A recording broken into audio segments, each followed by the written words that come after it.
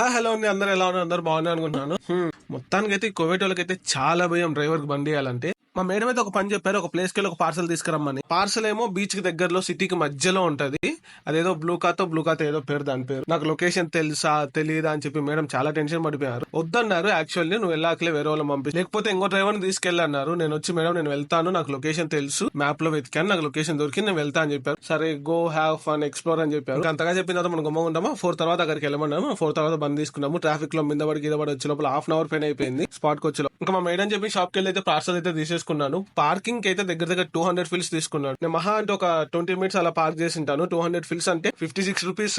200 fils అంటే దగ్గర 20 minutes parking కి 56 రూపీస్ తీసుకున్నాడు. ఇంకా పార్సల్ తీసుకొని యాజ్ యూజువల్ గా మన మ్యాప్ లో హౌస్ లొకేషన్ పెట్టేసుకొని చెప్పి చక్కగా అయితే ఇంటికి వచ్చేసాము. ఇంటికి వచ్చిన తర్వాత మా మేడం అయితే పార్సల్ ఇచ్చేసాను. ఎలా కనుక్కున్నావు, ఎలా చేసావు అంటే షాప్ గురించి గూగుల్ మ్యాప్స్ పైన ఆల్ మ్యాప్స్ అయితే ఎతికేసా అని చెప్పాను. కానీ గూగుల్ మ్యాప్స్ అయితే 10 సార్లు నమ్ముకోకూడదు. కోవిడ్ లో బొక్కడిపోద్ది. కొన్నిసార్లు మనం కూడా రోడ్లన్నీ తెలుసుకుంటా ఉండాలి. ఇదైతే నేషనల్ డే సెలబ్రేషన్ శిఖర్, అందుకని చెప్పి మొత్తం రోడ్లంతా లైట్స్ తో నింపేశారు. ఇల్లులు కూడా మొత్తం ఫ్లాగ్స్ తో ఉంటాయి. నేషనల్ డే మనకి ఇండిపెండెన్స్ డే ఎలాగో వీళ్ళకి నేషనల్ డే అలాగా. That's all for today's guys. For more content please do like, share, follow, subscribe.